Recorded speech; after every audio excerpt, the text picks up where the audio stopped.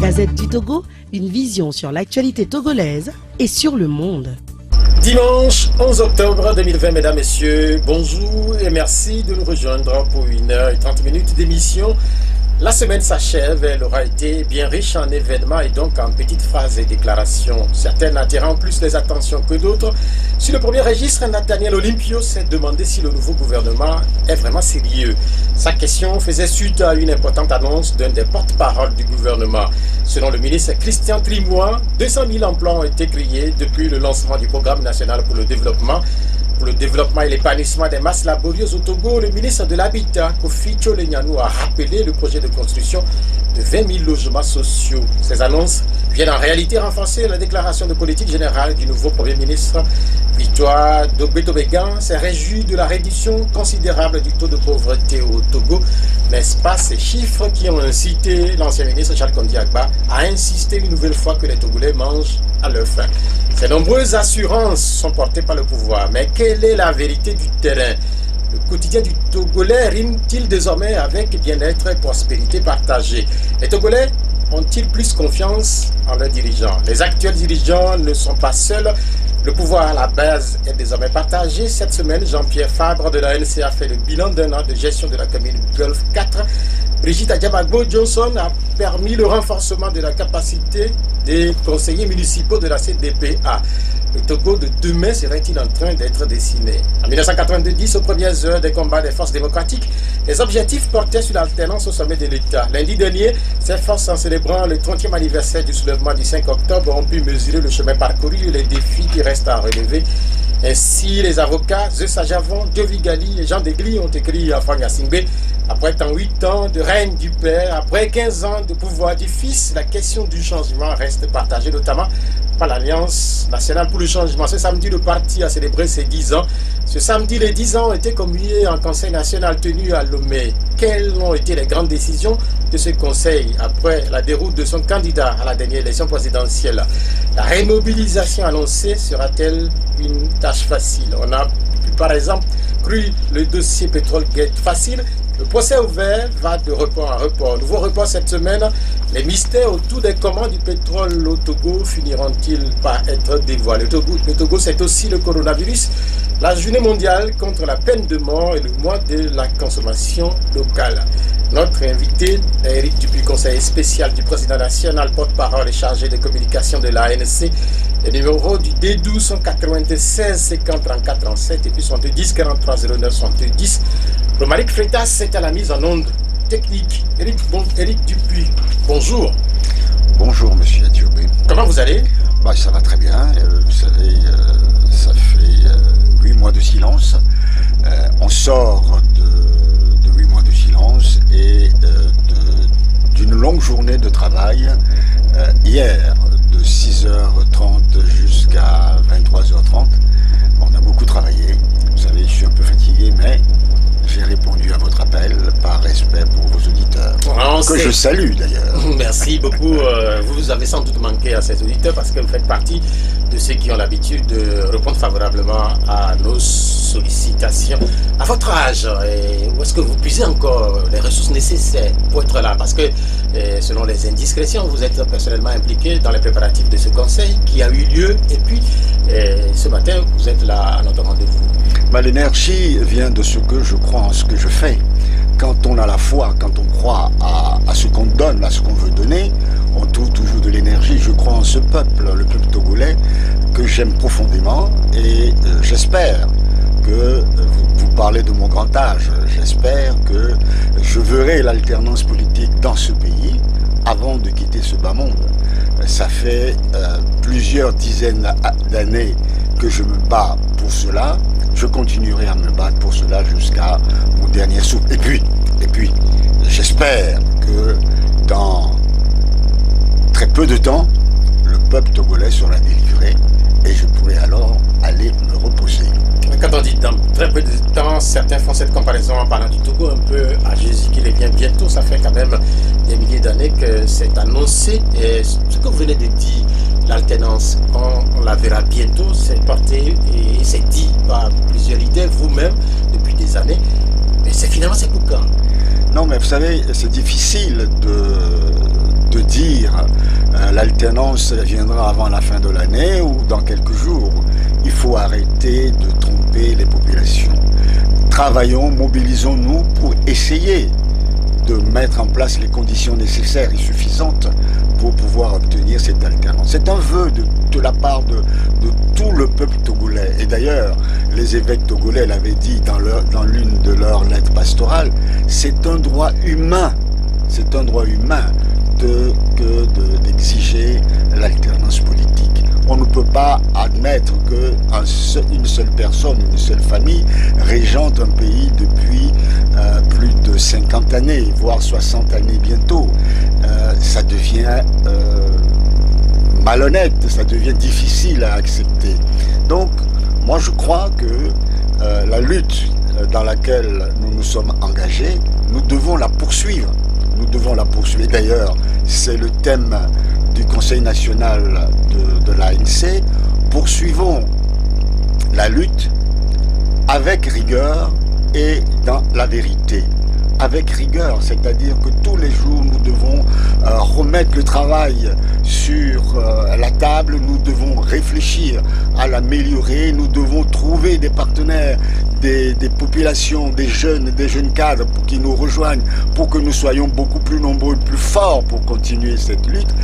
Dans la rigueur, c'est-à-dire que tous les jours nous devons veiller à ce que la qualité de notre travail soit comprise, soit appréciée par nos populations. Et dans la vérité, c'est-à-dire que en essayant de dire la vérité, la pure vérité. Vous savez, quand je dis essayer, quand je dis essayer, c'est très important parce que c'est difficile. C'est difficile de dire la vérité dans notre pays. Quand vous dites la vérité, on vous critique, on dit que vous n'avez pas... Il y a des choses que vous ne devez pas dire. C'est vrai, il y a des choses qu'on ne doit pas dire. Et depuis, nous parlerons du Conseil national dans un instant. Nous sommes en train d'ouvrir cette émission comme ça, avec le silence dans lequel vous étiez depuis quelque temps. Vous avez décidé finalement de rompre ce silence. En réalité, on a compris que c'est quand même finalement un décret, puisque plus personne au niveau de l'ANC n'intervenait sur les médias, notamment sur les radios et les télévisions. Ah non, c'est une décision du parti. C'est le parti qui a décidé au lendemain de la présidentielle du 22 mars dernier de ne plus communiquer. Ça ne veut pas dire que le parti ne travaillait plus. Le parti a continué à travailler à travers ses structures.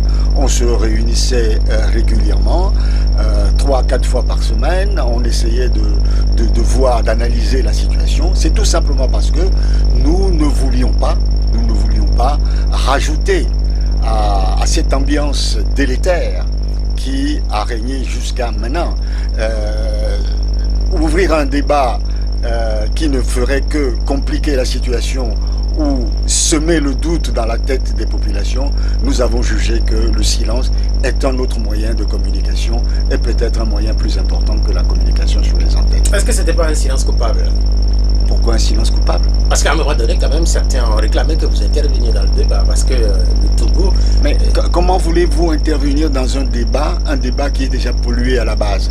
Vous savez, quand il s'agit d'un débat de marigot, si vous descendez dans le marigot, ça veut dire que vous-même, vous êtes dans cette ambiance-là. Il faut prendre de la hauteur et garder le silence. Les sages, parfois, se taisent pour observer et choisissent le moment propice pour pouvoir parler. C'est le cas de l'ANC. Quand vous parlez de débat de marigot, est-ce que c'est nouveau ? Ce n'est pas nouveau, mais ce qu'on a connu cette année, j'avoue que moi je ne l'ai jamais connu. Ce niveau de débat où le dénigrement, les mensonges sont devenus le pain quotidien de certaines personnes, je suis malade de voir jusqu'où on peut aller au nom d'une certaine politique. On a eu l'impression autour de 2020 que c'est l'histoire qui se répétait, ou qui revenait un peu en 2020, parce que depuis le début du processus démocratique au Togo, déjà au sortir de la conférence nationale, on a eu l'impression par rapport à ce qui s'est passé cette année, et renforcé par la présence des réseaux sociaux qu'on n'avait pas au début des années 90, on a eu l'impression que c'est juste l'histoire qui se répétait, parce que tant de Kofigo déjà depuis des années 90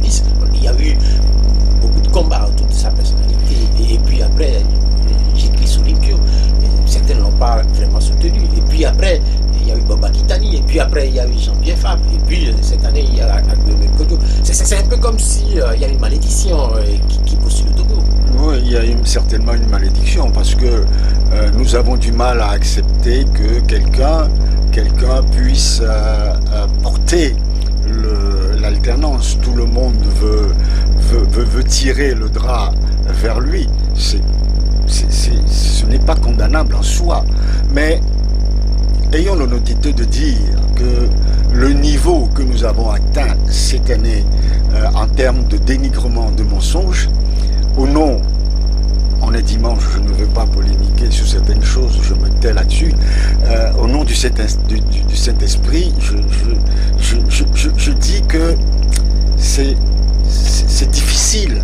C'est difficile à comprendre. Moi, je suis chrétien, je suis catholique pratiquant. J'ai du mal à dormir la nuit quand on arrive à ce niveau de méchanceté d'homme. On a critiqué Kofigo, on a critiqué Jean-Pierre Fabre, on a critiqué Gilchrist Olympio, on a critiqué Agboibo, paix à son âme. Mais à ce niveau de pourrissement dans le langage politique, je ne pense pas que le Togo l'ait jamais atteint. Et tout à l'heure, vous avez signalé un élément nouveau dans ce débat, c'est les réseaux sociaux. Il y a des spécialistes de désinformation sur les réseaux sociaux. Les fake news deviennent le pain béni de certaines personnes. On invente, on balance, ainsi de suite. Mais je ne sais même pas comment... Est-ce que ce n'est pas devenu le propre de tous les camps politiques issus notamment de l'opposition? Je ne pense pas. Non, mais en fait, c'est l'impression qu'on a eue. Moi, je trouve que moi, en tant qu'acteur politique, je trouve que c'est un élément nouveau. Oui, en réalité, c'est nouveau. C'est un élément nouveau. Mais tout le monde était impliqué. Non, c'est pour ça d'ailleurs. C'est pour ça d'ailleurs que nous avons préféré nous taire et ne pas rentrer dans ce jeu, immonde. Non, vous ne pouvez pas dire que vous êtes tu quand même au niveau de votre parti. Vous intervenez également sur les réseaux sociaux. Ah non. Vous savez, quand vous répondiez. Non, monsieur Athiobé, quand vous avez des milliers de sympathisants, de militants, vous ne pouvez pas être derrière chacun. Vous savez, moi j'ai à peu près 100 plateformes ANC sur lesquelles je suis, mais sur lesquelles je n'interviens jamais. Je suis les débats. Et je suis sur à peu près 200 plateformes diverses qui n'ont rien à voir avec l'ANC. Je vois le débat, mais je n'interviens. Les premiers responsables de l'ANC, notamment la communication de l'ANC et le président de l'ANC, ne se sont pas exprimés. Il y a des militants qui se sont exprimés. Il y a même quelques responsables de l'ANC qui se sont exprimés, mais c'est leur choix. Mais la ligne politique du parti en ce moment, c'est le silence du parti. Au-delà de tout ça, est-ce que finalement ça n'a pas discrédité un peu partie ou une importante partie de la classe politique de l'opposition? Mais votre question, j'aimerais y répondre de manière différente, si vous le permettez.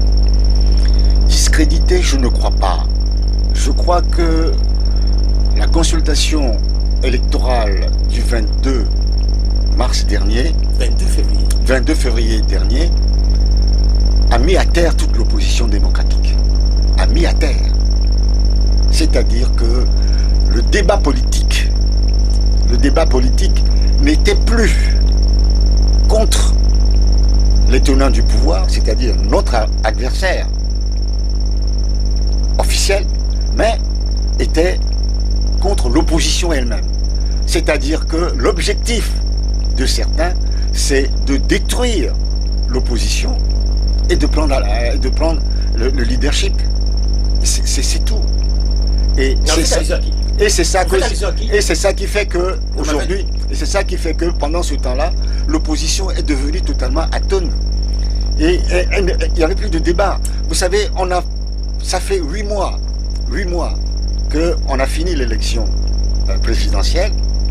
Et depuis 8 mois, tout à l'heure vous me parlez de M. Olympio qui critique le gouvernement, les propos du porte-parole du gouvernement.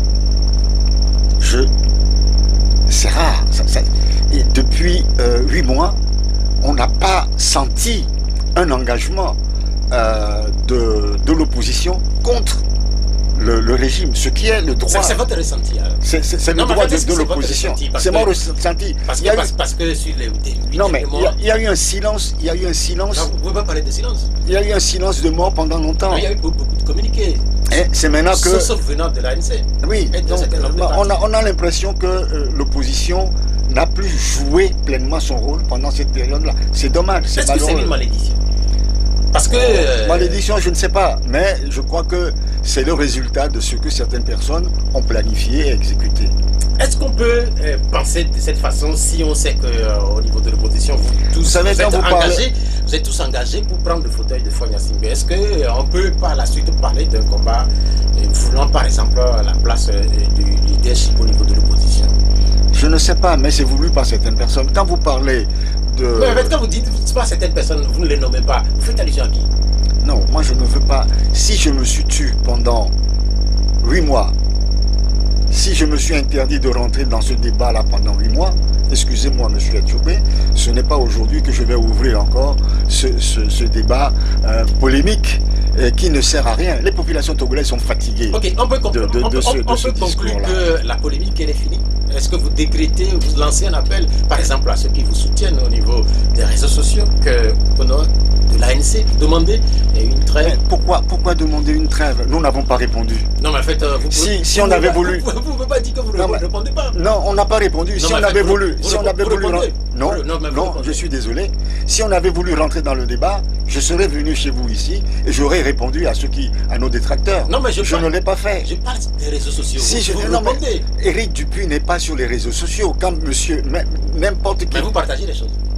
Mais je partage les choses qui me semblent favorables pour mon parti. Si vous, monsieur Atioubé... Et défavorables pour certains autres partis de l'opposition. Si demain, vous, monsieur Atioubé, vous publiez quelque chose, vous n'êtes pas membre de l'ANC et que cet article-là me correspond à ce que je pense, je le publierai.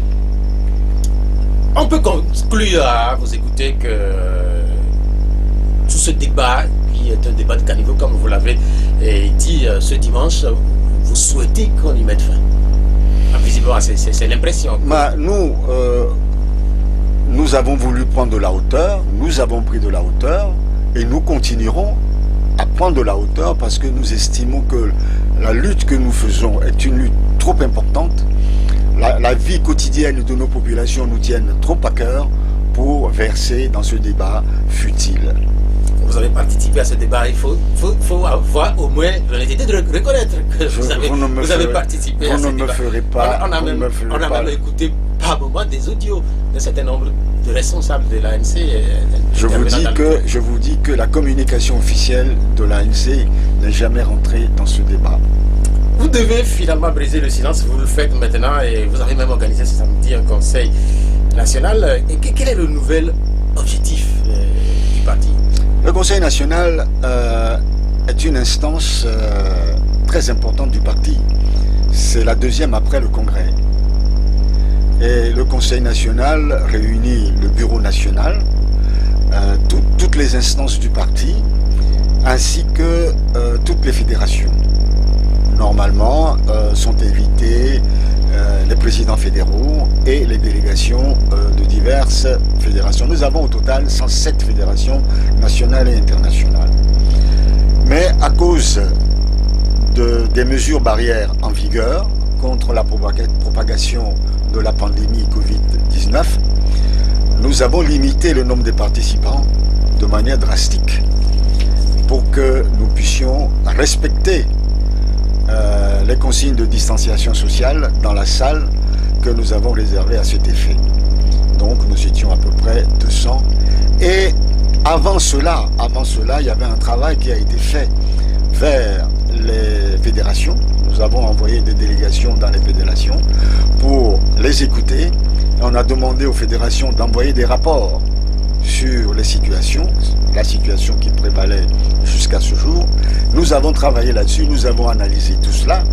Et donc hier, toute la journée, nous avons pris en compte tous les rapports que nous avons reçus des 107 fédérations. Nous avons pris en compte les diverses interventions parce qu'il y a eu de nombreuses interventions de la part du secrétariat général. Il y a une intervention, le cadrage statutaire et technique du Conseil par Alphonse Kobo et M. Manti. Il y a eu le contexte sociopolitique et économique dans le pays par M. Nayo et Bernard Patine. Il y a eu une intervention sur les 3 dernières élections au Togo, législatives 2018, municipales 2019 et présidentielle 2020, par M. Edem Atanti et Jean-Jacques Teko. Puis, il y a eu les perspectives et actions à mener par Roger Keke et Ouro Akpo Tchaniaou. Il y a eu une intervention de la part du vice-président Nambourema sur la Blodé, l'historique de la Blodé.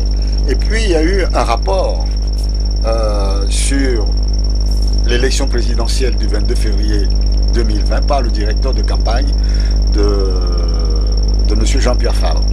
Et à chaque exposé, il y a eu des débats très nourris, d'une heure, 1 heure et demie à peu près, ce qui nous a conduit jusqu'à 23 heures. Donc, de ces discussions, nous avons retenu beaucoup de choses. Ce que veulent les populations, ce que veulent notre base, c'est la remobilisation de nos troupes, c'est la formation de nos cadres, c'est également la reprise de l'initiative par le président national, initiative qu'il avait déjà annoncée dans son discours, dans ses vœux tout dernièrement. Il avait parlé du compromis historique. Dans son discours parlant du compromis historique, on lui a rappelé, la base lui a rappelé les diverses lettres qu'il a envoyées au chef de l'État, à savoir la lettre du 13 janvier 2016, 13 janvier 2017, 13 janvier 2019, et ils lui ont demandé de reprendre son bâton de pèlerin de manière à ce que nous puissions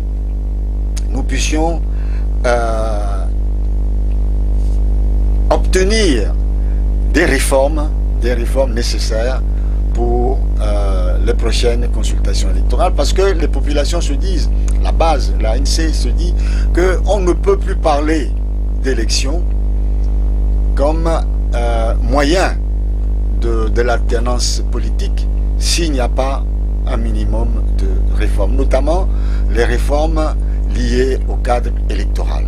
Et ça a été un débat, parce que les gens disent, s'il n'y a pas de réforme, pourquoi on va encore aux élections?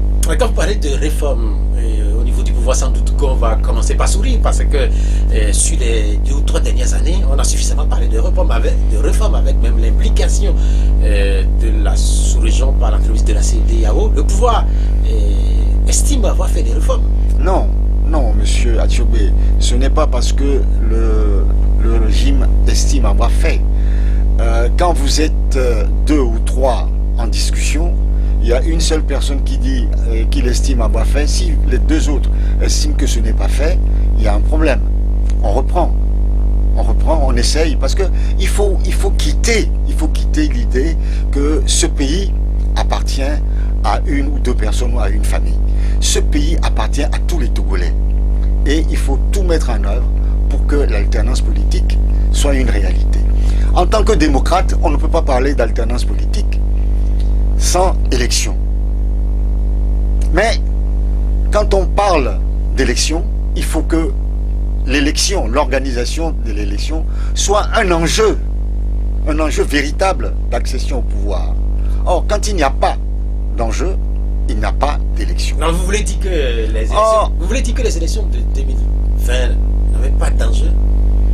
Mais non, puisque tout a été pipé d'avance. Oui, mais en fait, quand vous dites qu'il n'y a pas d'enjeu, quand je dis qu'il n'y a pas d'enjeu, ça veut dire que tout est pipé d'avance, c'est-à-dire qu'on ne met pas le pouvoir en jeu. Oui, mais oui, en fait, je parlais de souris de la part du pouvoir. Quand on vous écoute. Le régime ne met pas le pouvoir en jeu. Oui, mais en fait, Éric Dupuy, votre candidat, il savait ça. Bien sûr. Oui, on sait. C'est un peu comme si au Togo, finalement, tout le monde s'amuse avec tout le monde.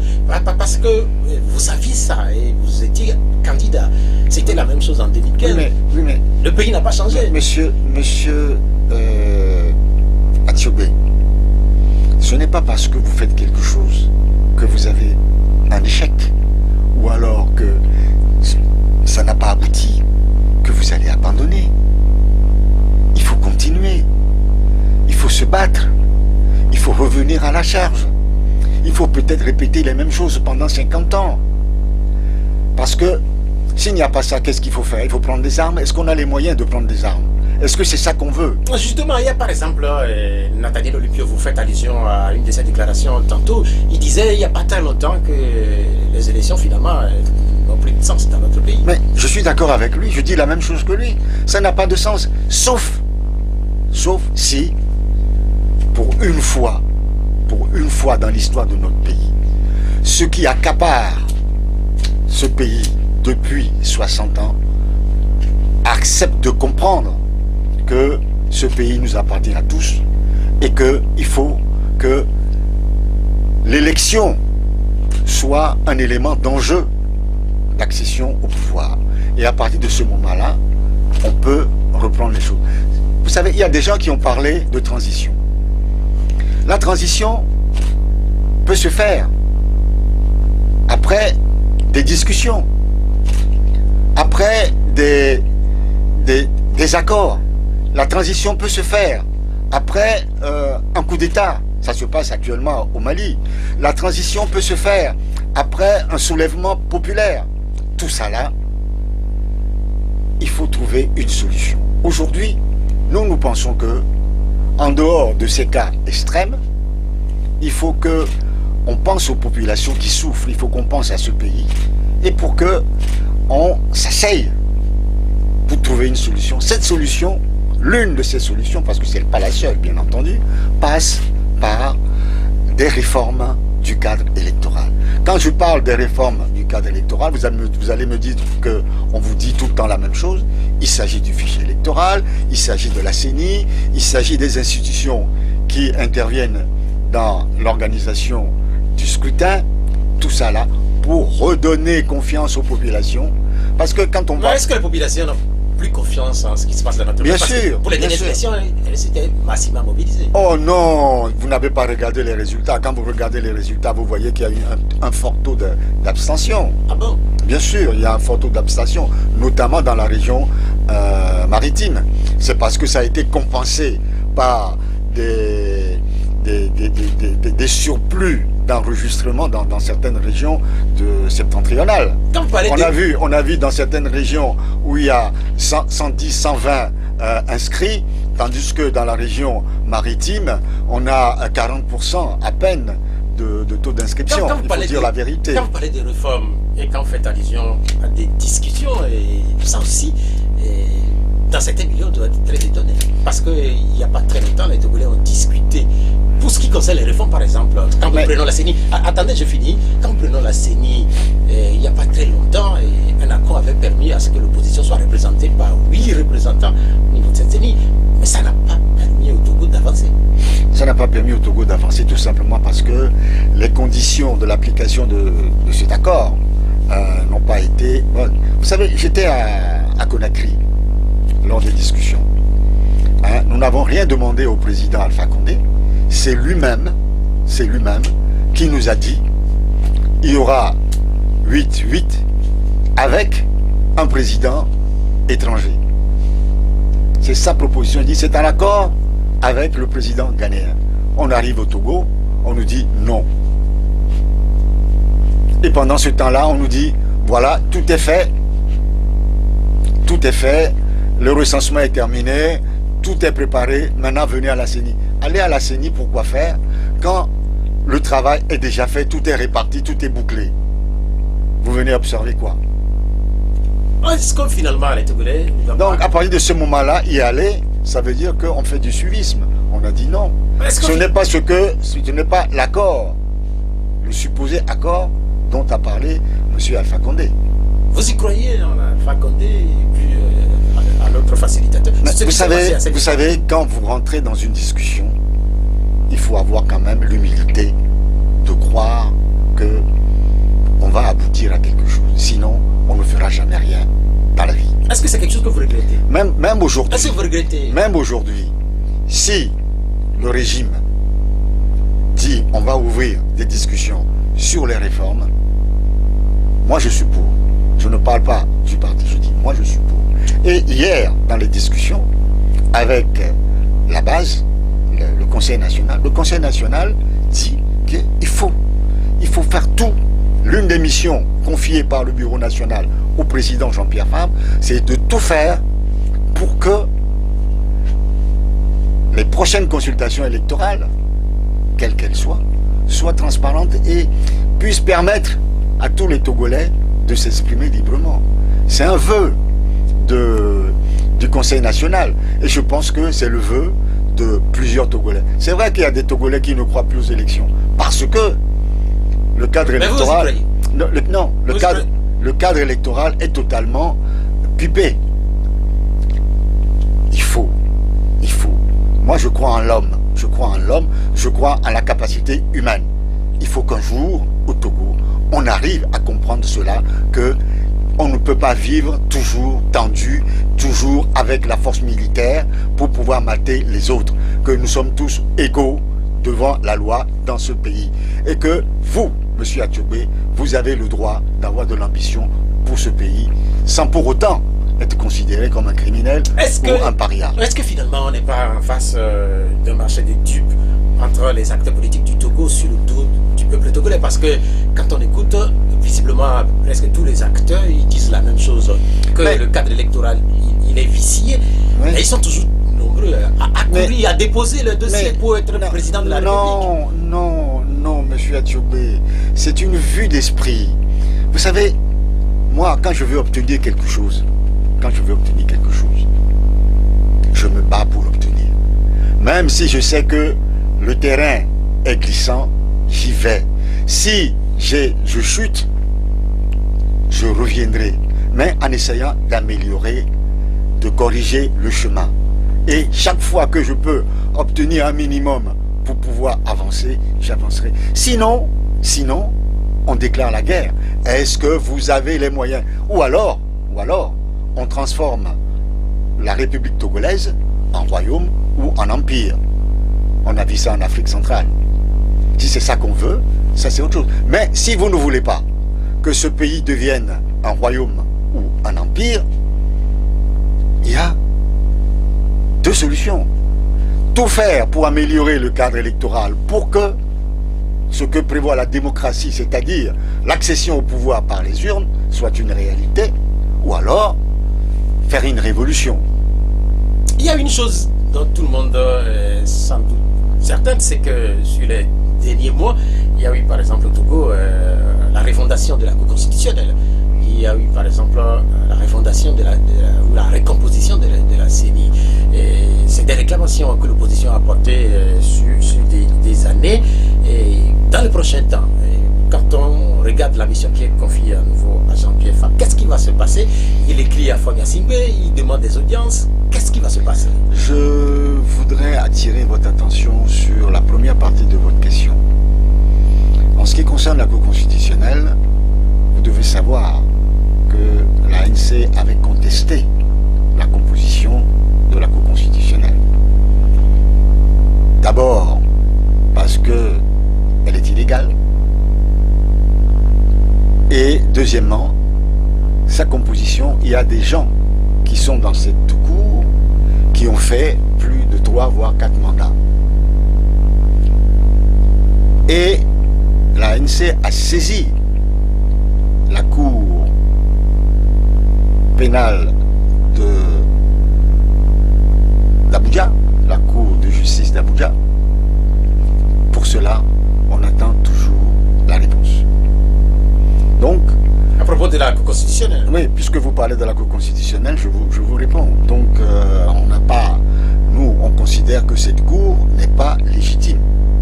D'abord, elle n'est pas conforme à la Constitution.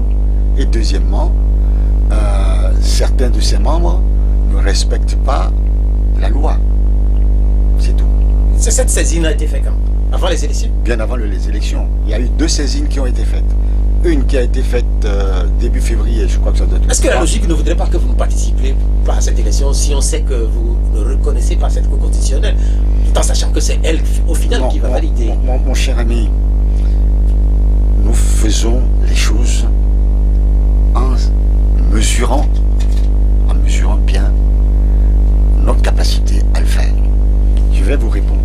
Si Jean-Pierre Fabre n'avait pas été candidat, il ne pouvait pas saisir cette cour.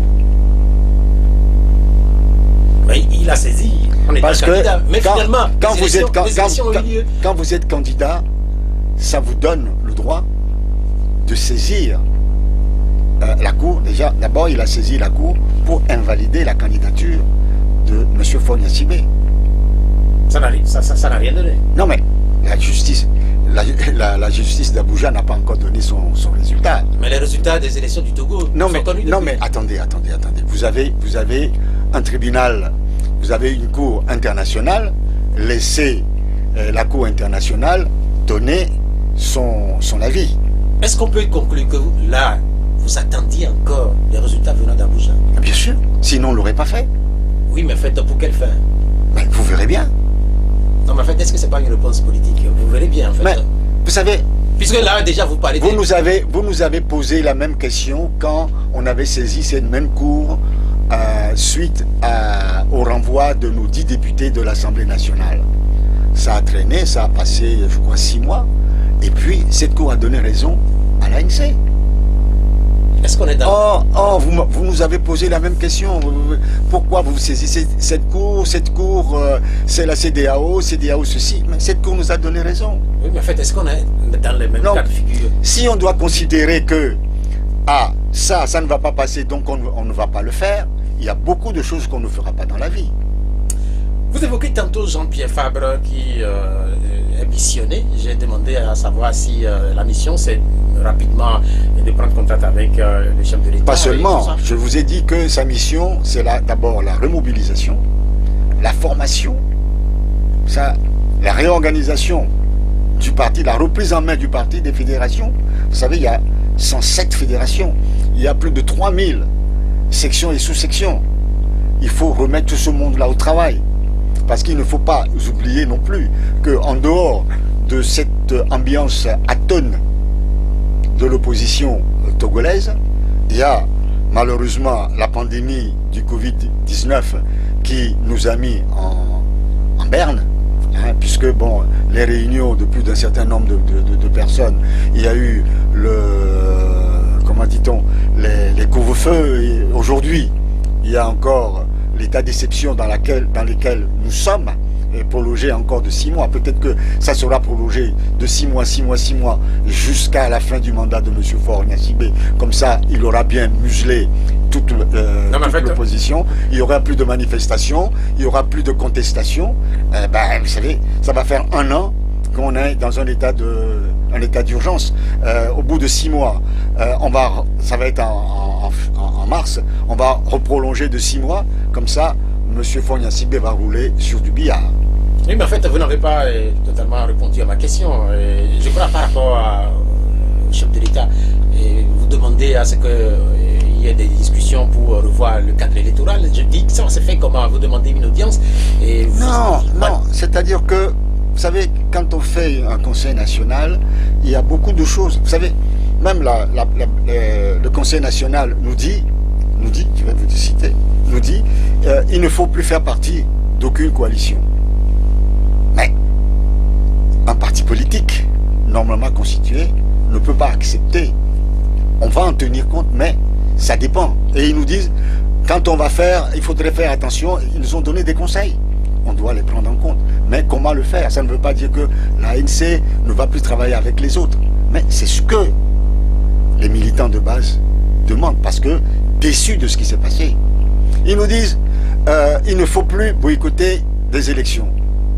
C'est vrai qu'ils sont déçus par ce qui se passe. Ils ne veulent plus qu'on aille aux élections. Mais en même temps, ils nous disent, il faut veiller à ce que les prochaines élections, pour pouvoir participer, soient claires. Mais il appartient à un parti politique, le moment venu, de savoir s'il prend part à une campagne électorale, une consultation électorale ou pas. C'est à sa discrétion. Mais ce sont des conseils que donnent nos cadres. Parce que, et ces cadres-là, ces 107 fédérations représentent quand même l'opinion de milliers de personnes. On ne va pas prendre ça tout de go. Mais, qu'est-ce qu'on en tire? On en tire que, attention, dorénavant, pour pouvoir travailler avec d'autres partis politiques, il faut veiller à obtenir des garanties ou à travailler en bonne intelligence, mais ne pas se faire détruire ou laminer dans une quelconque coalition. C'est une crainte légitime de la part de nos populations et il faut les respecter. Nous venons de sortir d'une série d'élections parce que depuis 2018, le Togo était engagé dans cette série d'élections. On vient d'en sortir et puis déjà vous projetez dans le futur en parlant de cadre électoral, en parlant de prochaines consultations. Est-ce à dire que la page des élections de 2020, cette page-là, est définitivement tournée à votre niveau? Votre question, je ne sais pas comment y répondre. Qui vous dit que demain il n'y aura pas une élection? Non, mais en fait, demain... Non, mais qui vous dit que demain, il n'y aura pas une élection? Mais il peut y avoir une élection demain. Non. Alors... Oui, mais en fait, je parle des élections de 2020. Est-ce que par exemple, cette page, elle est tournée? Non, elle n'est pas tournée. Vous savez, qui vous dit que demain, il n'y aurait pas une situation qui va nous amener à aller aux élections législatives?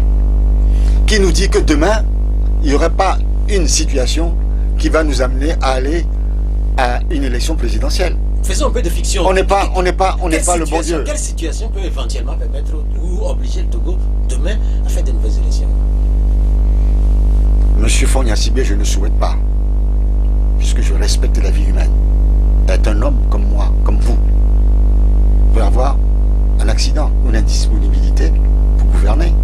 Il sera remplacé par le président de l'Assemblée nationale, qui va organiser, dans un laps de temps déterminé par la Constitution, des élections.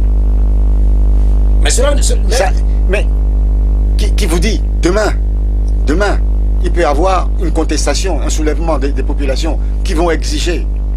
Et on va s'asseoir autour d'une table pour mettre en place une transition ou pour mettre en place quelque chose comme ça se passe au Mali et organiser des élections. Un coup d'État, par exemple? Je vous dis que moi je suis un démocrate. Oui, mais en fait, quand même... Pourquoi pas? Je vous ai parlé tout à l'heure d'un coup d'État militaire. Ça peut arriver. Oui, mais dans ce cas, est-ce qu'on ne sera pas dans une autre situation? La situation qui a permis au Togo de faire l'élection de 2020, cette situation, est-ce qu'elle n'est pas totalement finie? Parce que la Cour constitutionnelle a proclamé des résultats et le candidat déclaré vainqueur a prêté serment. J'ai l'impression que vous dites les choses et leur contraire. Je vous dis que les élections telles qu'elles sont passées, nous les avons contestées à travers 4 communiqués. Communiqué numéro 1 qui est sorti le jour même de l'élection, en fin de journée, dans lequel nous reconnaissions que l'ANC arrive en 3e position après le MPDD et UNIR. Après, nous avons sorti un nouveau communiqué, le numéro 2, où nous relevons les incohérences et les insuffisances des résultats. Numéro 3 et numéro 4, nous appelons à la reprise des élections, de l'élection présidentielle, parce que nous estimons que, compte tenu des résultats tels qu'ils ont été annoncés, les bourrages d'urnes, les renvois de nos représentants dans les bureaux de vote et les atermoiements de la Cour constitutionnelle pour annoncer les résultats 3 fois de suite, ne nous permettent pas de dire que les résultats tels que prononcés soient vrais. Et qu'il est difficile à quiconque de pouvoir dire exactement ce qui s'est passé ou de sortir un résultat sérieux. Et nous demandons dans ce communiqué signé par Patrick Lawson qu'il faut reprendre purement et simplement la consultation électorale. Nous restons campés sur cette position. Nous venons de passer 45 minutes avec notre invité, c'est Éric Dupuis, conseil spécial du président national, porte-parole et chargé de communication de l'Alliance nationale pour le changement ANC. Et c'est la tradition aussi au D12 avec les questions et les réactions des auditeurs. Je vois un certain nombre de réactions déjà qui sont laissées, notamment sur notre page Facebook et dans les groupes WhatsApp. Et les numéros de l'émission pour le direct, pour les auditeurs qui nous écoutent à Lomé et dans les régions environnantes, c'est 96 50 34 37 et puis 70 43 09 70. Nous allons commencer par avoir ces auditeurs. Allô, bonjour. Oui, allô. Oui, votre nom et la question. Oui, allez-y. Bonjour Monsieur Pelé. Merci. Ça fait longtemps. Bon, je suis parfaitement d'accord avec vous. Je pense que la seule arme pour abattre ce régime, c'est le peuple. Que nous sommes dans ce peuple-là comme nous. Que nous pouvons dire que nous avons en face de nous la famille nationale avec un type. Ce qui est un type, ce n'est pas un parti politique. Donc il faut le combattre très fort. Je pense que vous venez de faire votre conseil national après cette élection. Est-ce que vous entamez encore une bonne série de combats? Moi, la seule question que je voulais vous poser, est-ce que vous irez seul à combattre ce régime ou bien vous irez avec les autres? C'est la première question. Deuxième question, je pense que vous avez tout à l'heure dit que après les élections ou bien au lendemain de tel résultat, vous avez bien dit que c'est le PPD et lui qui était largement en tête. Mais quelle a été votre réaction après que vous avez dit qu'il fallait voir le résultat et que la gouvernement a mis le résultat pour voir? Bien, merci. Vous avez posé des questions. Oui, d'abord, je vais répondre à la dernière partie de sa question. On n'a jamais dit que M. Agbeoum était largement en avance. Je ne l'ai pas dit tout à l'heure. Je dis que les deux partis qui étaient en avance, c'était ces deux partis-là. Ça ne veut pas dire qu'on a décrété que telle personne a gagné ou telle personne a perdu. Et dans le communiqué, nous avons dit que les problèmes de communication que nous avions, puisque mon téléphone et plusieurs téléphones ont été bridés par le régime, notre système de Wi-Fi ne fonctionnait pas, donc on n'avait pas pu collecter en ce moment-là tous les résultats. Donc je ne vois pas du tout ce qu'on aurait pu dire autrement. Et quand on nous dit après que Jean-Pierre Fabre avait annoncé telle personne gagnante, c'est du faux et totalement du faux. Parce que à 22h, à 20h, nul, je dis bien nul, ne pouvait se prévaloir d'avoir une estimation sérieuse pour donner gagnant ou perdant telle ou telle personne. C'est une hérésie, c'est une imagination.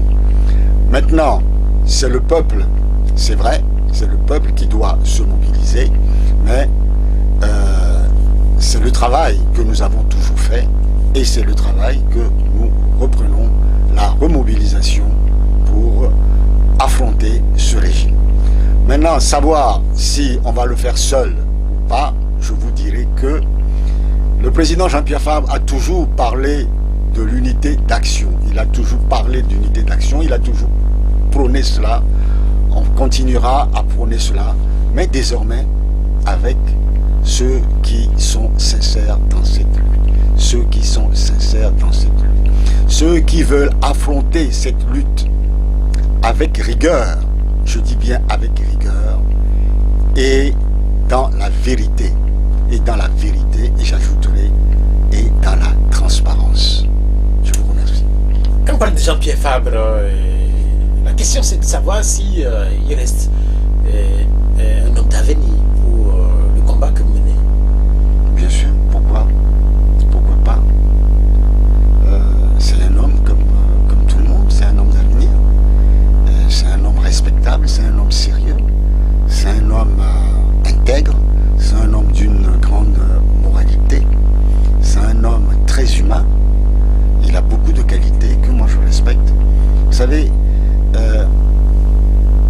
pas que la politique, il y a la vie aussi d'un homme. Il y a d'autres hommes politiques que je respecte, qui sont des hommes d'avenir pour ce pays. Heureusement qu'il n'y a pas qu'une seule personne, il n'y a pas que Jean-Pierre, il y a d'autres personnes qui ont cela. Mais il y a d'autres personnes qui n'ont pas cette étoffe, mais qui sont dans l'arène politique. Je pose la question parce que ce n'est pas à moi d'en juger. Vous aviez dit à l'entame de cette émission que vous, personnellement, vous continuerez le combat jusqu'à la mort, finalement. Vous avez cité un certain nombre d'acteurs qui, eux aussi, étaient engagés, ont voulu voir la tendance à notre parti, notamment Yovia Gouibo, notamment Eden Kodjo. Mais la question concernant Jean-Pierre Fabre, elle se pose du moment où, aux dernières élections, le score qu'il a pu obtenir, même si vous le contestez, ça ne dépasse pas 5%. Mais, vous savez, une élection, c'est quoi? C'est l'expression d'un peuple à un moment donné. Et ça dépend de ce que vous accordez à ces 5%. Et ça représente quoi? Quand je vous dis qu'il s'agit d'une consultation électorale totalement frauduleuse, une consultation frauduleuse, et que on ne peut pas dire que ces 5% soient fondés. Ça, je vous l'ai dit.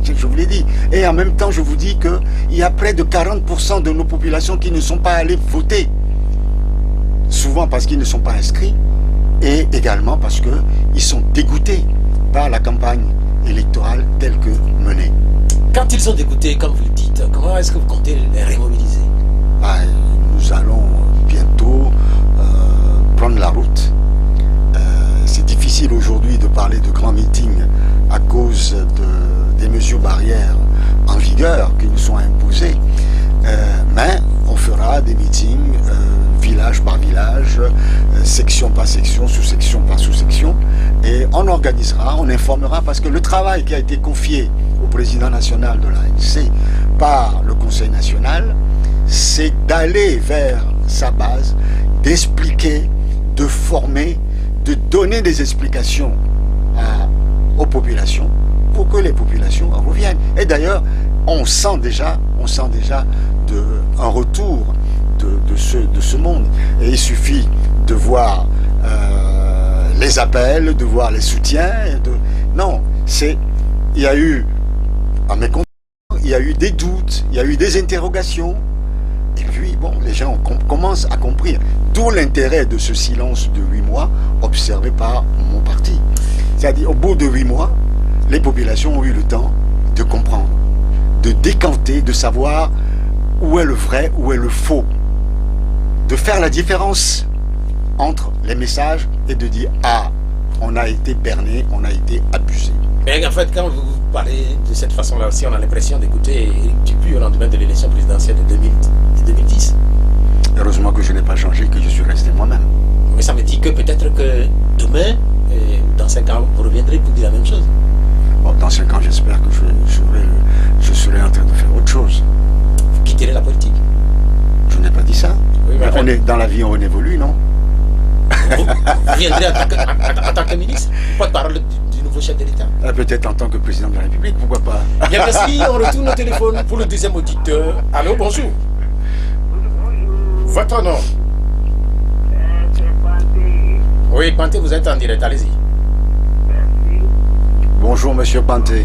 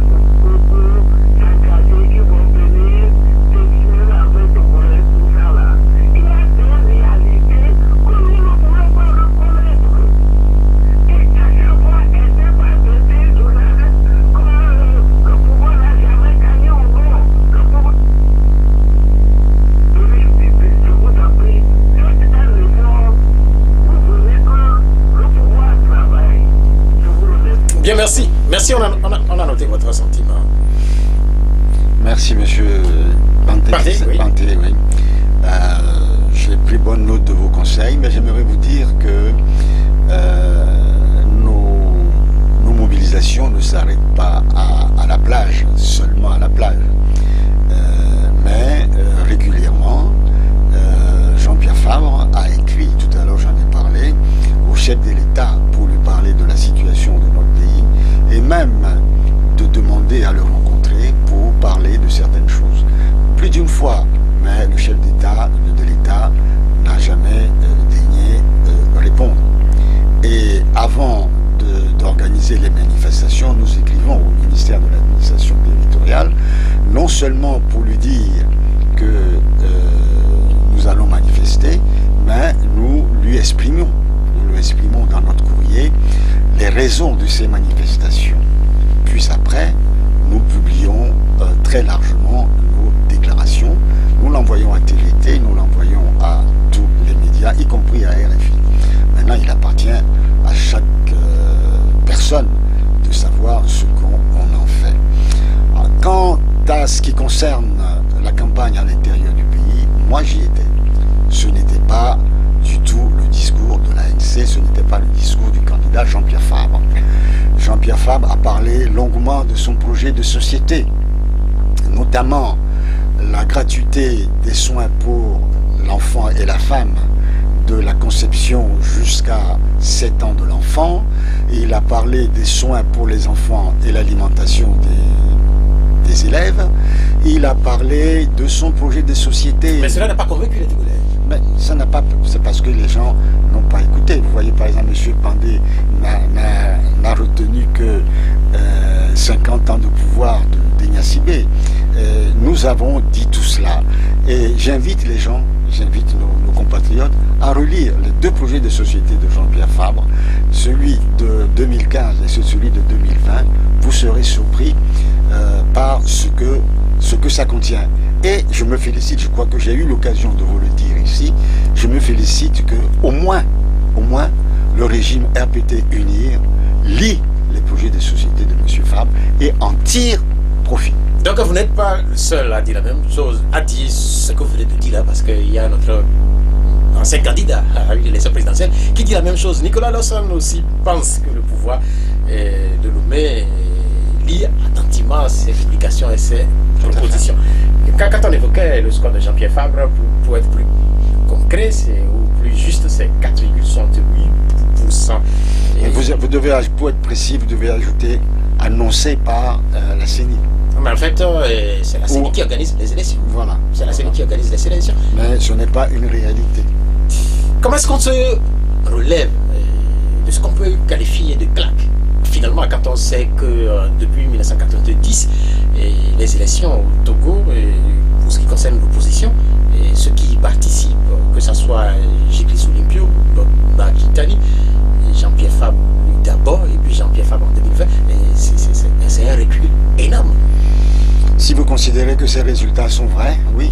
Mais puisque moi je considère que ce sont des résultats totalement inventés, je me dis peut-être que les populations ont voté comme d'habitude, ou mieux encore pour M. Fabre, et que le régime a choisi de donner ces résultats pour créer cette situation. Vous savez, en 2010, quand il y a eu la scission de l'UFC, on a tout fait pour nous empêcher de créer l'ANC.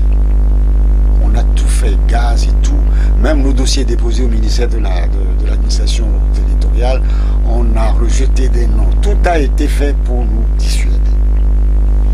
Et l'objectif, c'est que dans la mesure où l'UFC est devenu partenaire du régime, il fallait considérer que toute contestation politique de l'opposition togolaise était définitivement morte.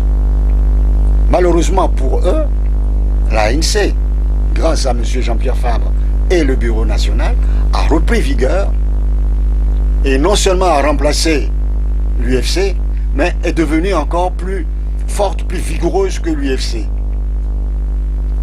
Donc aujourd'hui, on est à peu près dans cette situation. Le régime pense que ces résultats tels que donnés vont réduire au silence une fois encore l'ANC. Mais l'ANC n'est pas morte. Elle poursuit sa lutte, elle poursuit son combat. Donc moi je suis serein, je n'ai pas de doute. Et je ne vais même pas dire qu'on a reçu une claque ou on va se réveiller. Non, on n'est pas mort. On n'est pas mort, on vit. On a choisi le silence, un silence de sagesse. Un silence de sagesse, un silence de réflexion. Vous l'avez suffisamment expliqué, mais quand on vous écoute, excusez-moi, et on a l'impression d'avoir en face quand même, vous ressemblez à certains ministres du gouvernement qui parlent très souvent de Fania Singbe. Vous ne dites pas sur une session de Jean-Pierre Fabre, mais quand vous appelez ou vous énoncez l'ANC, vous ajoutez Jean-Pierre Fabre. Mais c'est le président de mon parti. Mais on reproche la même chose. Mais non, mais vous savez, ce n'est pas pareil. Moi, je suis le porte-parole du parti. Est-ce que c'est pas un culte de personnalité? Mais non. Pourquoi le culte de la personnalité? Non, mais c'est une question que moi je pose. Vous imaginez par exemple que, après un conseil national présidé par M. Jean-Pierre Fabre ou quelqu'un d'autre, que je puisse venir ici pendant 1 heure parler du contenu, du travail qui a été fait, sans nommer une seule fois celui qui a conduit le débat, celui qui a organisé Vous l'avez nommé plusieurs fois. Mais heureusement, peut-être que je ne l'ai pas nommé suffisamment, c'est ce que vous me reprochez peut-être. On va retourner au téléphone pour insérer un autre auditeur. Allô, bonjour. Oui, votre nom? Bonjour. Votre nom? Monsieur Jules. Oui, Jules, allez-y. Oui, je voulais poser au moins 2 questions à monsieur Éric Dupuis. Oui, allez-y, allez-y. Oui, il a dit que lors du conseil de l'ANC, les gens de l'ANC disent qu'ils ne doivent plus boycotter les élections. Bon, est-ce qu'ils sont en train de regretter d'avoir boycotté les élections de 2018? Deuxième question. Monsieur Jean-Pierre Fabre, le président de l'ANC, bon, il a 68 ans. Est-ce qu'ils sont en train de penser à son remplacement? Merci pour les 2 questions. Pour la dernière question, ça nous regarde. On n'a pas besoin d'avoir des conseils de qui que ce soit pour savoir qui doit diriger le parti ou pas. Il suffit d'aller un peu partout dans le monde, vous verrez des hommes de 70 ans, de 80 ans qui dirigent les pays et qui les dirigent très bien. 68 ans, on n'est pas vieux. On n'est pas vieux, on a encore l'avenir devant soi.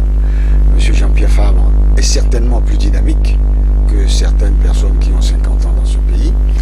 Et moi, je pense qu'il a encore de l'avenir devant lui. Cependant, l'ANC regorge de compétences aussi bien parmi les personnes plus âgées ou parmi les personnes plus jeunes. Il appartient à l'ANC de choisir celui qui doit diriger le parti. Ça, c'est la première chose. La deuxième chose, la deuxième question... Sur le boycott. Si M. Gilles a bien compris mes propos, j'ai dit, parce qu'il ne faut pas sortir mes propos du contexte, j'ai dit que le conseil, quand on a écrit aux fédérations, il est ressorti que les fédérations ont dit cela. Mais qu'il appartient à un parti politique de savoir le moment venu s'il prend part ou pas. Parce qu'il s'agit d'une stratégie politique et cela ne se décide pas ainsi. C'est ce qui a été porté comme réponse aux fédérations qui ont envoyé de telles choses. J'ai cité un exemple. C'est-à-dire qu'il ne suffit pas que les fédérations, quand on dit certaines fédérations, ce n'est pas toutes les fédérations, il y a des fédérations qui ont dit cela. Maintenant, comment on assimile cela? Quelle est la réponse qu'on leur donne? Donc, quand on parle de regret, je suis désolé, monsieur Gilles, avec tout le respect que je vous dois, les choses ne sont pas aussi simples que cela. Nous, politiques, nous devons un respect pour nos populations. Il y a la question de Gaëtan, il dit Jean-Pierre Fabre, certains cadres de l'ANC ont accepté de devenir maire Est-ce que cela veut dire que demain, l'ANC peut entrer dans un gouvernement? Bah, vous savez, ce n'est pas parce qu'on est maire qu'on rentre dans un gouvernement.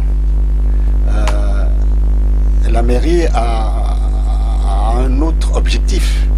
Diriger une mairie, c'est de se mettre au service des populations. C'est de gérer les communes au jour le jour. Vous savez, c'est un travail très prenant. Je vois mes collègues qui sont maires, et ils sont très occupés, mais ça ne les empêche pas d'être présents aux nombreuses réunions des instances du parti. Ils travaillent, y compris le samedi, il y a eu des réunions, ainsi de suite. Mais l'homme politique doit se mettre au service des populations partout où besoin en est. En Europe, vous avez des maires qui sont députés, des maires qui sont ministres, des maires qui sont sénateurs. C'est la base. Et la plupart des présidents de la République en France ont été maires de leur commune avant d'accéder à la magistrature suprême. Donc j'espère que pour Jean-Pierre Fabre, la mairie du Golfe 4 est un départ pour son accession au pouvoir. Oui, en fait, quand on regarde la présence d'une partie de l'opposition au niveau des mairies, est-ce que c'est pas déjà une forme de partage du pouvoir? Parce qu'au début des années 90, c'était pas facile, et ce type de collaboration. Parce qu'aujourd'hui, c'est clair que entre les maires et les préfets et le ministère de l'administration territoriale, aujourd'hui, du coup, il y a quand même une forme de collaboration. Malheureusement, les choses ne sont pas aussi simples que vous le dites. Si on suit un peu la conférence de presse de M. Jean-Pierre Fabre, maire du Golfe 4 la dernière fois, il vous a expliqué que les maires n'ont pas les coups des franches et que leurs droits ne sont pas toujours respectés par l'administration territoriale. La façon même dont ces élections locales ont été menées n'était pas tellement démocratique, dans la mesure où les lois ne sont pas respectées. On note que le découpage est mal fait. Aujourd'hui, il y a des problèmes entre certaines communes. La redistribution des recettes ne sont pas faites de manière équitable. Vous savez que ça fait 1 an que les mairies ont été mises en place. C'est maintenant que certaines commencent péniblement à travailler, à prendre leur marque. Et tout cela à cause d'une mauvaise volonté de la part du ministre de l'administration territoriale. Après Jules, au téléphone, allô? Oui, allô, bonjour. Bonjour. Oui, votre nom est là, puis la question. C'est monsieur Jonas. Oui, allez-y, votre question. Je voulais demander à M. Tibi qui a la paix au Togo. Ok, bien, merci. C'est noté. Qui a la paix au Togo. Donc pourquoi ne voulez-vous pas nous laisser tranquilles, nous, les orphelins qui contribuaient à l'époque à leurs actions machiavéliques, qui n'aboutissent à rien? Pourquoi ils ne voulaient pas nous laisser tranquilles? Merci. Merci, on a noté. Notre invité va réagir. Je ne comprends pas très bien la question de mon compatriote. Je ne sais pas, quand j'ai choisi de faire de la politique, c'est que j'ai une ambition pour mon pays. Je ne force personne à me suivre. Ce sont ceux qui se retrouvent dans ma démarche politique qui me suivent. Je respecte la pluralité des opinions. Je respecte son opinion, mais je le prie de respecter également ceux qui suivent l'ANC, ceux qui militent dans l'ANC, ceux qui étaient très nombreux hier au Conseil national de l'ANC. C'est l'endroit, c'est le droit républicain de militer dans un parti ou pas, de s'engager dans un parti ou pas. C'est le droit de chacun. Pendant une guerre, par exemple, contre notre pays, puisqu'il me parle de la paix, pendant une guerre contre notre pays. C'est un droit de chacun de prendre les armes pour défendre son pays. Il y a ceux qui vont le faire au risque de leur vie, et il y a ceux qui ne le feront pas, parce qu'ils préféreront prendre le chemin de l'exil. C'est la vie.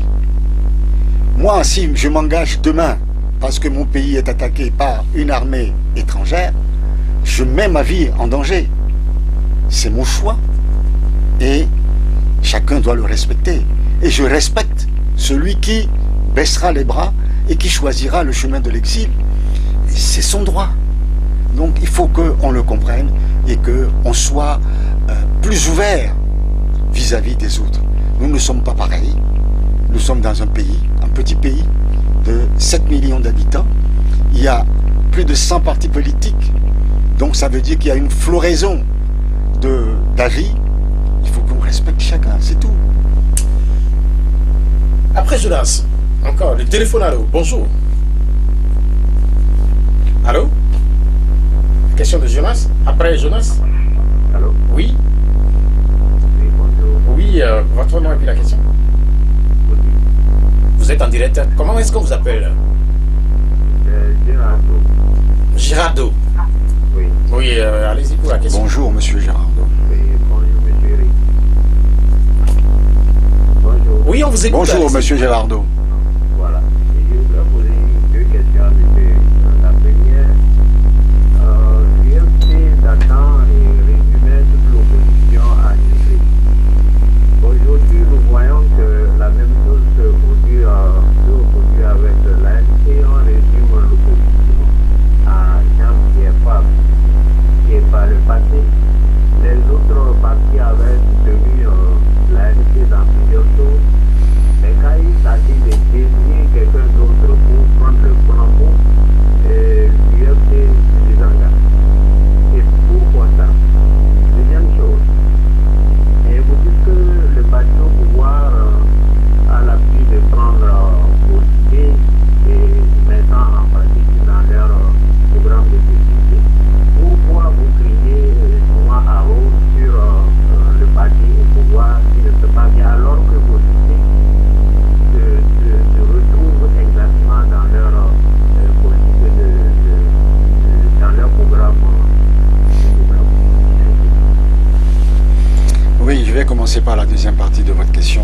Oui, quand vous prenez le PND, par exemple, le plan de développement national, ça a été déjà préconisé par M. Jean-Pierre Fabre en 2015 dans son projet de société avec force d'État, et je ne vais pas revenir là-dessus aujourd'hui. Mais malheureusement, quand le régime puise des idées chez nous, il applique mal. C'est-à-dire qu'ils font des promesses mais qui ne se réalisent pas. Ce sont des fausses promesses. Nous, on aurait voulu, s'ils puisaient les choses et qu'ils les faisaient, peut-être qu'on ne va pas applaudir, on sera content. On dira que ça vient de nous. Mais en tant qu'opposition, notre rôle, c'est de critiquer pour qu'ils fassent mieux, qu'ils aillent plus loin dans ce que nous demandons. Et est-ce qu'on doit dire aujourd'hui qu'il y a un débat politique démocratique au Togo? Je dis non. Est-ce qu'il y a une démocratie au Togo? Je dis non. Et vous-même, je suis persuadé que vous le pensez. Donc il y a beaucoup de choses à améliorer. Il faut que les partis politiques puissent exister et exercer leur activité pleinement. Il faut que chaque Togolais, vous-même, monsieur, que vous puissiez avoir de l'ambition pour ce pays, à être maire, à être conseiller municipal, à être ministre, à être président de la République. Pourquoi cela serait réservé à une élite, à une certaine personne? Vous savez, au gouvernement, il y a des gens qui sont au pouvoir, qui sont au gouvernement depuis 91, qui sont encore au gouvernement aujourd'hui. Il y a des gens qui sont là il y a 10 ans, il y a 15 ans, qui sont toujours là. Pourquoi pas les partis politiques, pour qu'il n'y ait pas une rotation? Pourquoi pas il y a une alternance politique dans ce pays, sans haine et sans passion? Ça, c'est la question qu'on se pose. Et aujourd'hui, tous les partis politiques de l'opposition ont à peu près ce raisonnement-là. Maintenant, à la première question, je crois qu'il faut faire très attention à ce qu'on avance. Personne n'a... je ne voulais pas, j'ai dit à maintes reprises, à M. Atiogbe que je ne veux pas rentrer dans des polémiques inutiles. Je ne suis pas venu pour ça. Et malgré tout, je vais essayer de l'éviter. Vous m'excuserez, je ne répondrai pas à cette partie de votre question, mais je vous dirai une chose qui est très importante. On n'a jamais considéré Jean-Pierre Fabre comme le seul patron de l'opposition. Dans la mesure où... Mais il était le meilleur, ou il est le meilleur de l'opposition. Vous l'avez dit une fois ici. Dans la mesure où, quand on a créé la coalition C14, il n'a pas voulu prendre la tête. Et oui, on lui a proposé, il a refusé. Et il a exercé, il a travaillé dans l'intérêt de la C14 comme tous les autres. Je vous dirais même qu'il n'est pas souvent là. C'est moi qui l'ai représenté avec M. Patrick Lawson le plus souvent. Et parfois Isabelle Améganvi. Lui-même, il se mettait en retrait parce que il sait très bien que ce que vous venez de dire, vous allez le dire. Même s'il évite que ça soit ainsi, on le dit quand même. Parce que c'est un moyen aussi pour les gratiner. Est-ce qu'il reste le meilleur parmi vous? Moi je le crois. Sinon il ne serait pas président de ce grand parti. Au-delà de l'ANC, en fait, la citation à l'époque, c'était qu'il est le meilleur parmi vous. Pour moi, non. Je dis, pour moi, il est le meilleur pour pouvoir prendre la tête du combat électoral. Si le congrès de l'ANC le choisit comme candidat, c'est parce que c'est le meilleur d'entre nous. C'est tout à fait clair. Est-ce que cela peut vouloir dire que, éventuellement, dans 5 ans, et s'il y a de nouvelles élections au Togo, votre candidat sera une nouvelle fois Jean-Pierre Fabre? Mais il ne m'appartient pas de le dire. Nous avons un congrès, c'est l'instance supérieure, l'instance suprême de mon parti. C'est lui qui décide de qui est candidat ou pas. Tout à l'heure, en boutade, je vous disais, pourquoi pas président de la République? Pourquoi pas moi? Pourquoi pas quelqu'un d'autre? Je ne peux pas vous dire aujourd'hui c'est telle personne. Ce serait totalement irresponsable de ma part. Pour la première fois au Togo, une femme devient chef du gouvernement. C'est une surprise. Je ne sais pas si c'est également une surprise pour vous. Oh, moi ce n'est pas une surprise. Je ne suis pas sexiste. Que ce soit un homme ou une femme, c'est le travail que la personne sera amenée à abattre qui m'intéresse. Parce que je ne pense pas que un gouvernement puisse être dirigé de manière familiale. Entre amis, en laissant de côté l'intérêt supérieur de la nation. Je vous disais tout à l'heure que dans ce gouvernement-là, on a les mêmes personnes, quasiment la totalité. Ils sont là, ils sont autour du chef de l'État depuis des années, et que même il y a un parmi eux qui est là depuis 91. Et pas de façon continuelle quand même. Vous savez, quand vous faites une carrière ministérielle de plus de 30 ans, il faut que cela se dise. J'espère que M. Fogna-Sibé sait qu'il y a d'autres compétences, qu'il y a d'autres personnes. Quand vous parlez de compétences, est-ce que cela veut dire que si demain Fogna-Sibé vous faisait appel en tant que personnalité compétente, vous répondrez favorablement à son appel? Mais je suis inscrit dans l'opposition. Je demande certaines choses d'abord. Moi, je ne peux pas, s'il y a une démocratie, si on était dans un pays démocratique et que les lois sont respectées, la Constitution est respectée, le jeu de la compétition électorale est respecté, pourquoi pas? On a vu en France des gouvernements de plusieurs tendances. Mais ici, ce n'est pas le cas. Nous avons un État monolithique en face qui considère les autres partis politiques comme des ennemis, des gens abrimés, non respectés. Non, mais en fait, le vrai problème de l'opposition togolaise... Est-ce qu'il ne faut pas relativiser ce que vous dites? Puisque non, c'est vrai. En 2006, vous devriez être au gouvernement. En fait, certains avaient attendu que l'UFC, le parti auquel vous appartenez... Si vous faites allusion à 2006, est-ce que l'accord politique global qui devait nous amener à ce compromis de gouverner ensemble, est-ce qu'il a été respecté? Non, dans la mesure où il n'a pas été respecté, on n'y va pas. Certains disent que c'est vous qui ne l'avez pas respecté. Mais non, mais comment on n'a pas respecté? On a dit qu'il fallait faire des élections, il fallait faire les réformes avant les élections. On ne le fait pas, on nomme un gouvernement, on bloque tout, on ne donne pas les moyens au Premier ministre pour mener les réformes et on nous dit de rentrer dans un gouvernement pour quoi faire. En tout cas, c'est le passé. L'avenir se décline désormais avec le Premier ministre Victoire Tomigadobé. Est-ce que vous la connaissez? Je ne la connais pas. Personnellement, vous ne la connaissez pas. Elle a fait cette déclaration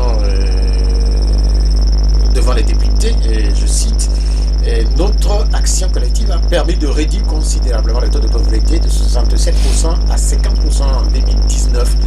Comment ressentez-vous, vous personnellement, cette réduction dont elle fait allusion? J'ai suivi Madame Dobé sur les antennes devant l'Assemblée nationale et j'ai souri. Ça me rappelle un peu le discours de son ami, celui qui l'a amené à M. Fournier-Sibé. Je veux parler de M. Humbo. C'est le même langage, c'est le même discours. Et je me demandais à un moment donné, même si ce n'a pas été écrit par M. Humbo, le discours qu'elle a prononcé. On entend ça, la même chose, tout le temps. Non, ce pays n'avance pas. Il suffit d'aller au marché de Lomé. Je ne vous dis pas d'aller à Saint-Cassé, je ne vous dis pas d'aller à Tandouaré pour toucher du doigt. Si je cite ces deux préfectures, je peux citer plusieurs préfectures dans le même lot, que ce soit l'Amour, que ce soit le Wawa, ainsi de suite. Djarbanga, la plaine de mots, je veux dire, quand on touche la misère, tout comme à Lomé, les gens qui ont du mal à vivre, j'ai mal pour une femme qui dit cela. Je crois que ça fait longtemps qu'elle n'est pas allée au marché. Ça fait longtemps qu'elle n'a pas vu que les prix ont beaucoup augmenté et qu'il est difficile de s'alimenter correctement aujourd'hui au Togo avec 1000 francs ou 2000 francs. Elle a fait plusieurs annonces basées sur le PND. Elle-même, elle a été ministre s'occupant de ce problème-là pendant des années.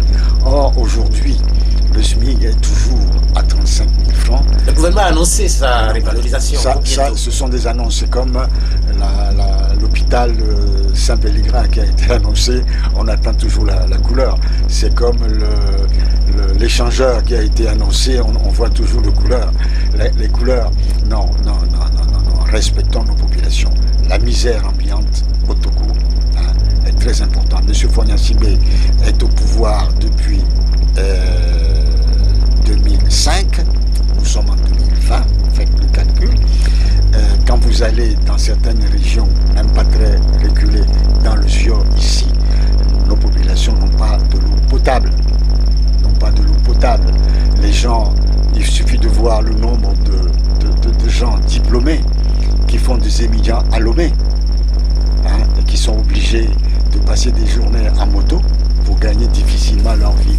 Et quand on parle de taux de chômage qui a regressé, j'ai mal pour ce pays. Vous n'êtes pas d'accord avec ce qu'elle a dit? Je ne sais pas si vous direz comme Nathaniel Olympio, vous demanderez si ce gouvernement est sérieux ou pas.